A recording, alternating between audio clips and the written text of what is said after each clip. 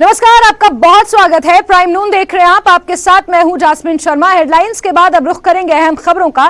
Terror funding के खिलाफ कश्मीर घाटी में राष्ट्रीय जांच एजेंसी एनआईए ने कार्रवाई की है। एनआईए ने श्रीनगर में मोहम्मद अकबर खांडे की संपत्ति को कुर्क किया है। शालाटेंग में एक कनाल 10 मरला भूमि इसमें शामिल है। ये कार्रवाई विशेष NIA court Patiala house court New Delhi के आदेश के तहत हुई है। हुर्रियत आतंकवाद को फंडिंग करने वाले अकबर खांडे की संपत्ति को कुर्क किया गया है। अकबर खांडे तहरीक हुर्रियत प्रमुख सैयद अली शाह गिलानी के बहुत करीबी सहयोगी था। मोहम्मद अकबर खांडे को अयाज अकबर के नाम से भी जाना जाता है। उसे साल 2017 में गिरफ्तार किया गया था और अब उसकी प्रॉपर्टी को कुर्क किया गया है। Special NIA court Patiala house court के आदेशों पर इस कार्रवाई को अंजाम दिया गया है। Grandfathers, so it has been attached on 31st May, I guess the order came. Okay. So today they are doing this. In which case this property has been attached? It's a UAPA case or something. Okay. So you have been living here? Yeah, I have been living here ever since I was born. Okay. So how long this has been? He was arrested on 24th July 2017. Okay. So it's around 6 years.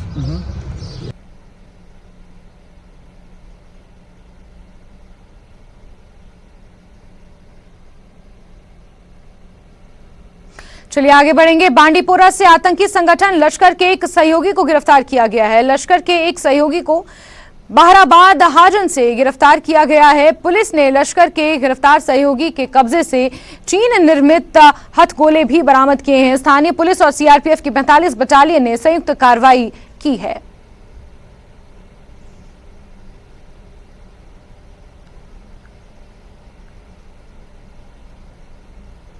वहीं Baramulla police ने 3 लोगों के खिलाफ जन सुरक्षा कानून के तहत मामला दर्ज किया है। वुसन पटन निवासी मोहम्मद अशरफ मीर, तापरपाटन निवासी मोहम्मद यासीन भट्ट और वितरगाम वागुरा के वासिद अशरफ सूफी के खिलाफ जन सुरक्षा अधिनियम के तहत मामला दर्ज किया गया। उनके खिलाफ राष्ट्र विरोधी गतिविधियों में शामिल होने का मामला भी दर्ज किया गया है। आरोपियों को हिरासत में लिया गया है और बाद में जेल भेज दिया गया। पुलिस के बयान के मुताबिक इन लोगों के खिलाफ कई और मामले भी दर्ज किए गए हैं।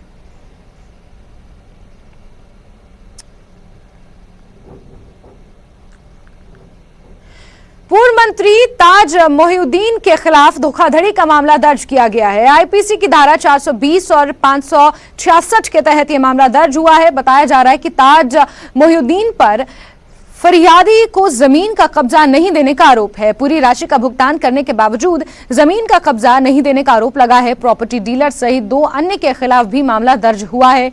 सीबीआई ने 2 बार कांग्रेस के कैबिनेट मंत्री रहे ताज मोहिउद्दीन पर रोशनी घोटाले में अवैध भूमि अधिग्रहण का मामला भी दर्ज कराया था। वो वर्तमान में गुलाम नबी आजाद की डीपीएपी पार्टी के साथ हैं।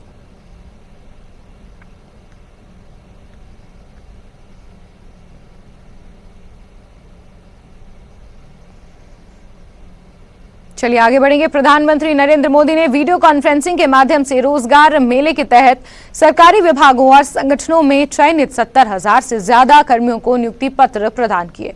इस अवसर पर पीएम मोदी ने अपने संबोधन में कहा कि आज भारत में निजी और सरकारी सेक्टर दोनों ही जगह नौकरियों के निरंतर नए मौके बन रहे हैं। उन्होंने कहा कि गारंटी के बिना बैंक से लोन दिलाने वाली मुद्रा योजना ने करोड़ों युवाओं की मदद की है। सरकार से मदद पाने वाले नौजवान अब खुद अनेक युवाओं को नौकरी दे रहे हैं। परीक्षा प्रक्रिया को पारदर्शी, व्यवस्थित और सरल बनाने पर भी रहा है। पहले जिन भर्ती परीक्षाओं को पूरा होने में उसका जो चक्र होता था, वो चक्र पूरा होने में साल 1.5 साल का समय यूं ही लग जाता था। और अगर वो कोई कोर्ट कचहरी में चला गया तो 2-2, 5-5 साल बिगड़ जाते थे। ये सारी चीजों से बाहर निकल करके अब कुछ ही महीनों में सारा चक्र, सारी प्रक्रियाएं पारदर्शी पद्धति से पूर्ण कर दी जाती है। साथियों, आज पूरी दुनिया हमारी विकास यात्रा में साथ चलने के लिए तत्पर है।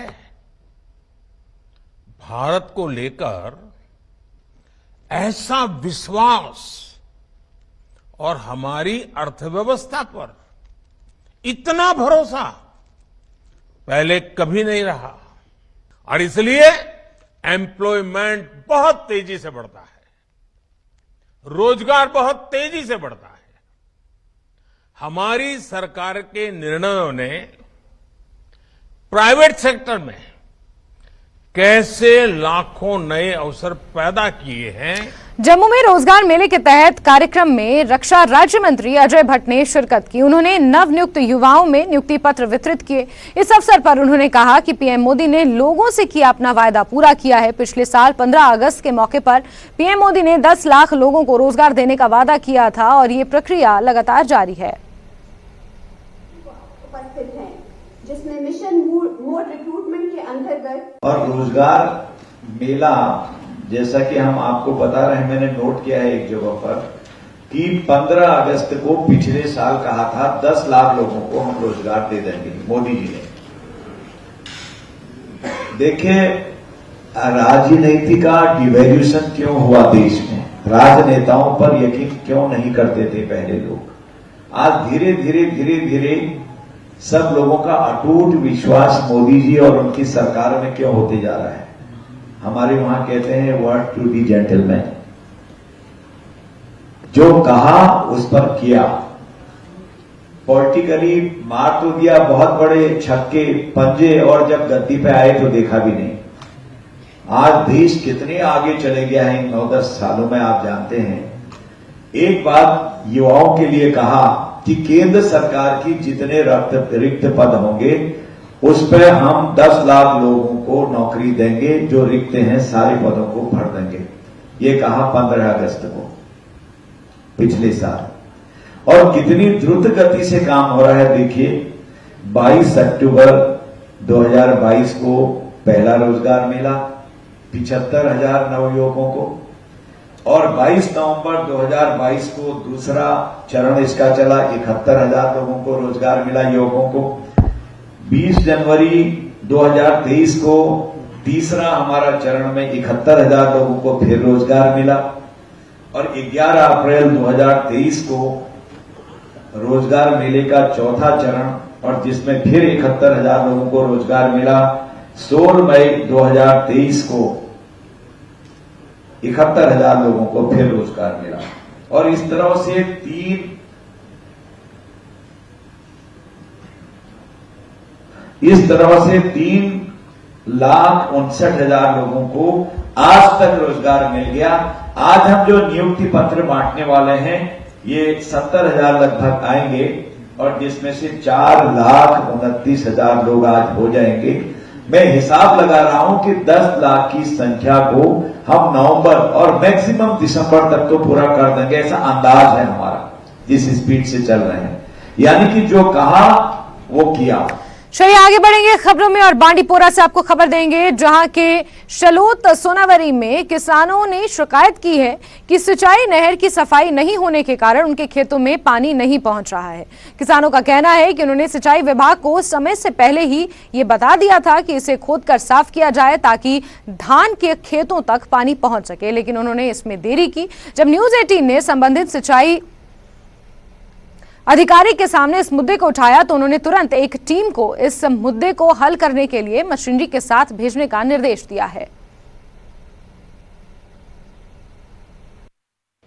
यह हल्का शलवत ये गुजरमाला पंप स्टेशन यन और कनाल, यह बिल्कुल ब्लॉक पत्मी वरी पे, चूंकि पत्म लटि दुत सपोर्ट, अगर पत्म लटि सपोर्ट खुशक सली कहें।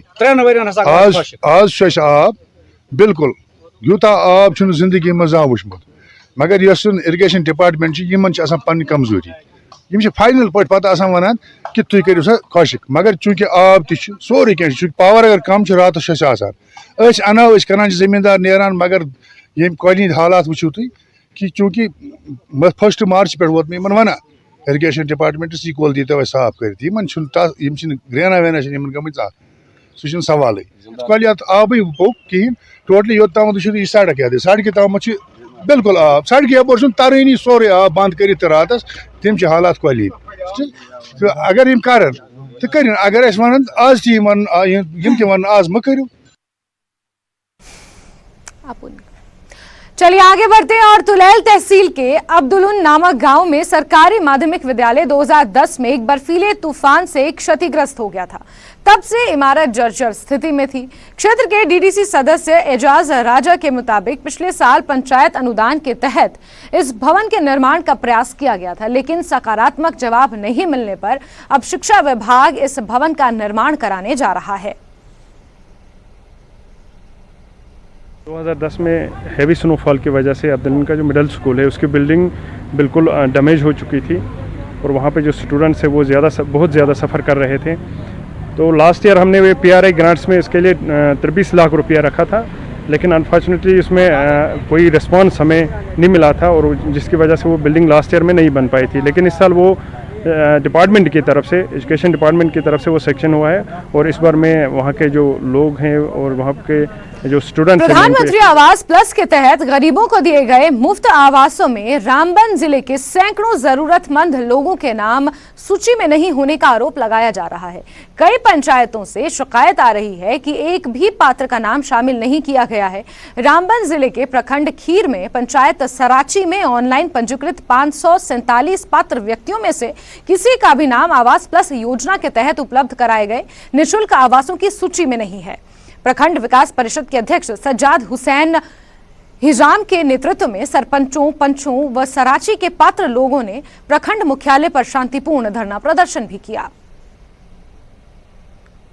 अपनी तरफ से डीडीसी खड़ी की तरफ से और सरपंच सराची और पंच और पब्लिक की तरफ से इंतजामिया को, चाहे वो हमारी लोकल डिस्ट्रिक्ट एडमिनिस्ट्रेशन है या यूटी की है या गवर्नमेंट ऑफ इंडिया की जो एडमिनिस्ट्रेशन है, उन तक आपके ज़रिए से ये मैसेज, ये बात रखना चाहते हैं कि 2018 में सराची पंचायत जो है खड़ी अपर बी से अलग हुई, जिसके बाद 2019-20 में जो है आवास प्लस की जो लेफ्ट आउट सर्वे की गई और उसमें से सराची पंचायत के हर उस जेन्युइन और डिजर्व्ड इंसान को, उस आदमी को जो है इस लिस्ट में चढ़ाने की कोशिश हम लोगों के जरिए हुई। लेकिन लिस्ट में होने के बावजूद नई पंचायत होने की वजह से जो है वहाँ पर कुछ टेक्निकल इश्यूज आए, हमें जॉब कार्ड मैपिंग का इशू आने लगा और जिसकी वजह से अभी तक जो है पंचायत सराची में एक भी इंसान को आवास प्लस का बेनिफिट नहीं मिल पाया है, जबकि पूरे जम्मू कश्मीर के अंदर जो है बहुत ज़्यादा टारगेट दिया गया। ऑलमोस्ट हमारे खड़ी ब्लॉक के अंदर जो है 1500 मकानों का टारगेट है, जिसमें हमारे वो सराची के लोग भी इंक्लूड थे, लेकिन इसमें से 547 ऐसे लोग हैं जिनमें जॉब कार्ड मैपिंग का इशू चल रहा है, जिनको हम ये बेनिफिट नहीं दिला पा रहे हैं। तो हम इंतज़ामिया से इससे पहले भी, चाहे CP ग्राम्स है या LG ग्रीवेंस सेल है या हमारी डिस्ट्रिक्ट एडमिनिस्ट्रेशन है, इनको जो है हमने चाहे इन रिटर्न बताना हो, ऑरल बताना हो, मीटिंग्स में बताना हो, तो हर ऑफिस में हमने अपनी तरफ से बात रखने की कोशिश करी। बदकिस्मती से हमें अभी तक जो लिस्ट तैयार हुई थी, जो मकान सैंक्शन हुए थे, उसमें जवाब कार्डों का कुछ इशू आ गया, जो मिस मैचिंग की बिना पर हमें पंचायत में से किसी भी आदमी को मकान अभी तक नहीं मिला है और लोग बहुत ही गरीब और पसमानदा इलाका है। हर एतबार से ना रोड की फैसिलिटी है, ना बाकी किसी चीज़ की है। अब सरकार की तरफ से ये स्कीम जो चल रही है पूरे इंडिया में और ख़ासकर हमारे जम्मू कश्मीर में तमाम पंचायतों में अपना अपना हिस्सा मिल रहा है, लेकिन हमें 2 साल से अभी तक कोई हिस्सा इसमें नहीं मिला। आज पब्लिक इसलिए आई है बाहर की हमें जो ये प्रॉब्लम है, जो दिक्कत है, इस परेशानी। और खबरों का सिलसिला लगातार जारी है, लेकिन प्राइम नून में वक्त एक बहुत छोटे से ब्रेक का।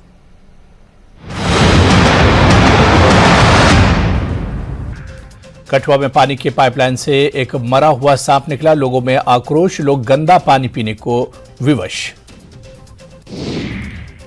वडगाम और मागाम के आसपास के इलाकों में मेडिकल दुकानों का अचानक निरीक्षण, कानून का उल्लंघन करने पर 7 दुकानों को सील कर दिया गया। मागाम के drug control officer Pirzada Tasaduq Hussain के नेतृत्व में जांच की गई।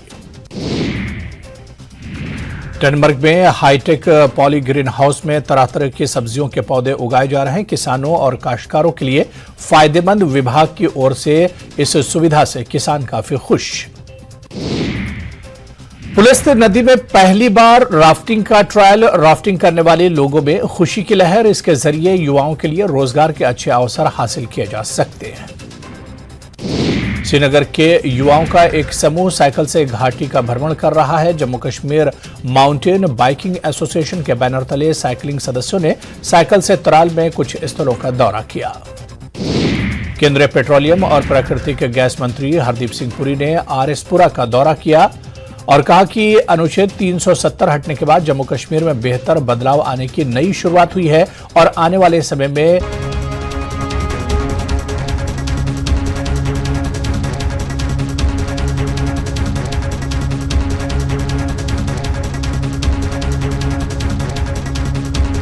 बैद्यनाथ कब्ज हर, पुरानी कब्ज, एसिडिटी व अन्य पेट की परेशानी में उपयोगी।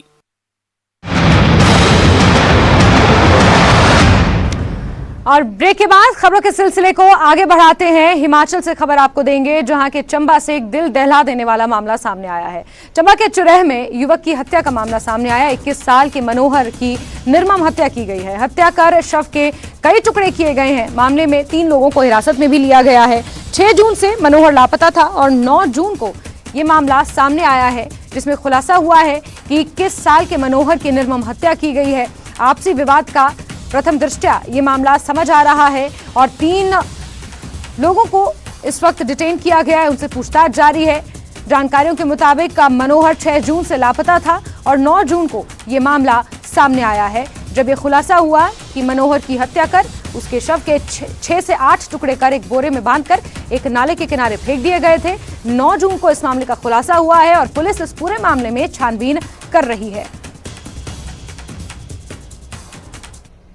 थाने के संगनी चौकी के इलाके में एक हत्या का मामला सामने आया, जिसमें 21 वर्षीय युवक की हत्या की गई है। यह युवक 6 तारीख से मिसिंग था, जिसकी डेड बॉडी कल में बरामद हुई है। मामले में 302 आईपीसी में मुकदमा दर्ज कर लिया गया है और एफएसएल की टीम स्पॉट विजिट कर चुकी है और हम जरूरी साक्ष्य इसमें जुटा रहे हैं। मामले में अभी तक 3 संदिग्धों को हमने डिटेन किया, जिनसे पूछताछ जारी है और कोशिश यही है कि हम साइंटिफिक इन्वेस्टिगेशन करके और जितने भी साक्ष्य जुटा सकते हैं सारे जुटा के और पूछताछ करके मामले को तार्किक निष्कर्ष तक पहुंचाएं। और पुलिस पूरी गंभीरता से इस मामले को देख रही है और सभी पहलुओं पर जांच जारी है और जैसे ही इसमें आगे कुछ होगा आपको। चलिए आगे बढ़ते हैं और राजौरी से आपको इस वक्त की बड़ी खबर देंगे, जहां एक डंपर दुर्घटनाग्रस्त हुआ है। ड्राइवर इस हादसे में गंभीर रूप से जख्मी बताया जा रहा है। बीर मुगला इलाके का ये हादसा है। जिस डंपर का ड्राइवर था वो गंभीर रूप से जख्मी हुआ है। राजौरी से इस वक्त की अहम खबर आपको दे रहे हैं, जहां एक डंपर दुर्घटनाग्रस्त हुआ है। ये दुर्घटना किस वजह से हुई, एक्सीडेंट किस वजह से हुआ, ये कारण अभी तक स्पष्ट नहीं हो पाया है, लेकिन ड्राइवर को गंभीर चोटें आई हैं और बीर मुगला इलाके में ये डंपर दुर्घटनाग्रस्त हुआ है। राजौरी के बीर मुगला इलाके का ये हादसा है, जहां पर एक डंपर हादसे का शिकार हुआ है, दुर्घटनाग्रस्त हुआ है। हादसे में ड्राइवर को गंभीर चोटें आई हैं। बड़ी खबर राजौरी से आपको हम दे रहे हैं। एक डंपर दुर्घटनाग्रस्त हुआ। यह हादसा किस वजह से हुआ, ये कारण अभी तक स्पष्ट नहीं हो पाया है। बीर मुगला इलाके में यह हादसा पेश आया है। हादसे के कारणों की जांच की जा रही है। ड्राइवर को गंभीर चोटें इस हादसे में आई हैं।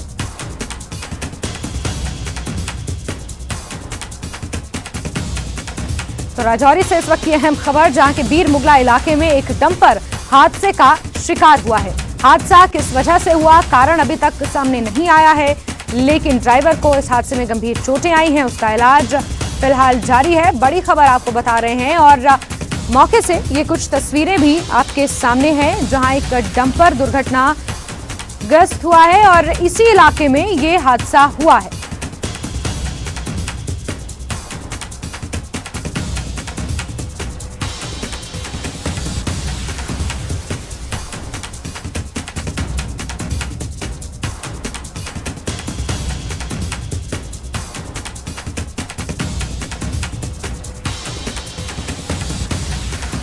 राजौरी के बीर मुगला इलाके में हादसा पेश आया है, जहां एक डंपर हादसे का शिकार हुआ है। ये हादसा किन कारणों की वजह से हुआ, ये कारण अभी तक सामने नहीं निकल कर आया है, लेकिन जानकारियों के मुताबिक हादसा काफी भीषण था और ड्राइवर को इस हादसे में गंभीर चोटें लगी हैं।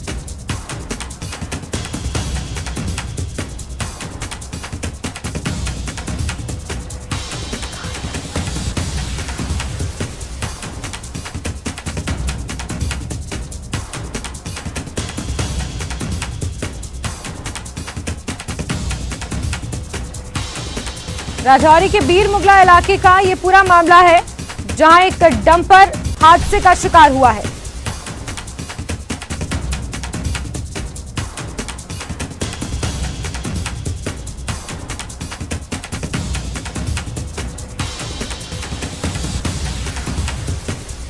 तो ये तस्वीरें जो आप देख रहे हैं, ये हादसे की तस्वीरें हैं। मौके पर किसी ने इस वीडियो को बनाया और इस वीडियो से अंदाजा लगाया जा सकता है कि कितना भीषण ये हादसा है। ये डंपर लुढ़कता हुआ नीचे खाई की ओर आप देख सकते हैं तस्वीरों में। धूल का गुबार भी यहां पर उठ रहा है। जैसे जैसे ये डंपर खाई की तरफ लुढ़कता हुआ नीचे आ रहा है, वहीं पीछे पीछे यहां पर मिट्टी भी उड़ती हुई नजर आ रही है। उससे आप अंदाजा लगा सकते हैं कि सड़क से कितनी गहरी खाई में नीचे ये डंपर लुढ़का होगा। बताया यह जा रहा है कि ड्राइवर को इसमें काफी गंभीर चोटें आई हैं। बीर मुगला इलाके का ये पूरा हादसा है जो इन तस्वीरों में कैद हुआ है।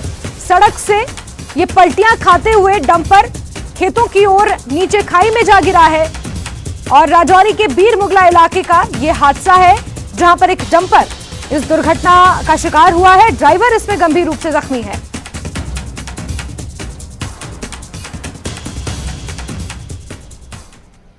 चलिए आगे बढ़ते हैं और बीजेपी के राष्ट्रीय अध्यक्ष जेपी नड्डा हिमाचल प्रदेश के 3 दिवसीय दौरे पर हैं और उनके दौरे का आज दूसरा दिन है। झंडूता विधानसभा क्षेत्र में आज वो बैठक करेंगे। बीजेपी कार्यालय में प्रमुख कार्यकर्ताओं के साथ वो बैठक करेंगे। केंद्रीय मंत्री अनुराग ठाकुर, नेता प्रतिपक्ष भी इस दौरान मौजूद रहेंगे। प्रदेश अध्यक्ष डॉक्टर राजीव बिंदल और बीजेपी के राष्ट्रीय उपाध्यक्ष सौदान सिंह भी इस दौरान मौजूद रहेंगे। कीरतपुर नेरचौक नवनिर्मित टनल का भी जेपी नड्डा निरीक्षण करेंगे और 3 दिवसीय दौरे पर जेपी नड्डा पहुंचे हुए हैं। लगातार कार्यकर्ताओं को बूस्ट कर रहे हैं। 2024 आम चुनावों के लिए कार्यकर्ताओं में जान फूंक रहे हैं। जगह जगह कार्यकर्ताओं से मुलाकात कर रहे हैं और इसी क्रम में आज झंडूता विधानसभा में प्रमुख कार्यकर्ताओं के साथ बैठक करेंगे और आम चुनावों की रणनीति पर संभवतः चर्चा होगी। साथ ही कीरतपुर मनाली टनल का भी जेपी नड्डा निरीक्षण करेंगे। इस दौरान नेता प्रतिपक्ष पूर्व सीएम जयराम ठाकुर उनके साथ मौजूद रहेंगे। केंद्रीय मंत्री अनुराग ठाकुर भी उनके साथ मौजूद रहने वाले हैं।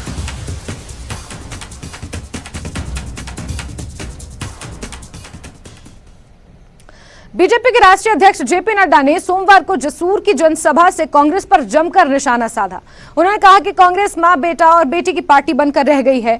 बीजेपी को छोड़कर करीब करीब सभी पार्टियां परिवार की पार्टियां बन चुकी हैं। हर राज्य में परिवार की पार्टियां मौजूद हैं, जबकि बीजेपी आम लोगों की पार्टी है और एकमात्र ऐसी पार्टी है जो अपनी विचारधारा पर चलती है।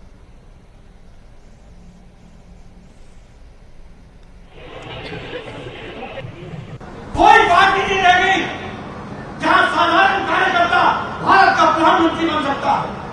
कोई पार्टी नहीं रह गई जहां मुझ जैसा साधारण कार्यकर्ता भारतीय जनता पार्टी का राष्ट्रीय अध्यक्ष बन सकता है। कोई ऐसी पार्टी नहीं रह गई जहां साधारण परिवार से आने वाला जयराम ठाकुर मुख्यमंत्री बन सकता है। परिवार की पार्टी एनसीपी, कौन है? शरद पवार, उनकी बेटी कल को कार्यकारी अध्यक्ष घोषित किया। ये सब परिवार की पार्टी। कौन सा प्रदेश बन गया? अब आप कांग्रेस पार्टी की बात करेंगे तो कांग्रेस पार्टी भी अब माँ, बेटा, बेटी की पार्टी रह गई, बाकी सब। और इसी के साथ प्राइम नून में अभी के लिए बस इतना ही, लेकिन न्यूज 18 JKLH पर खबरों का सिलसिला लगातार जारी है। नमस्कार।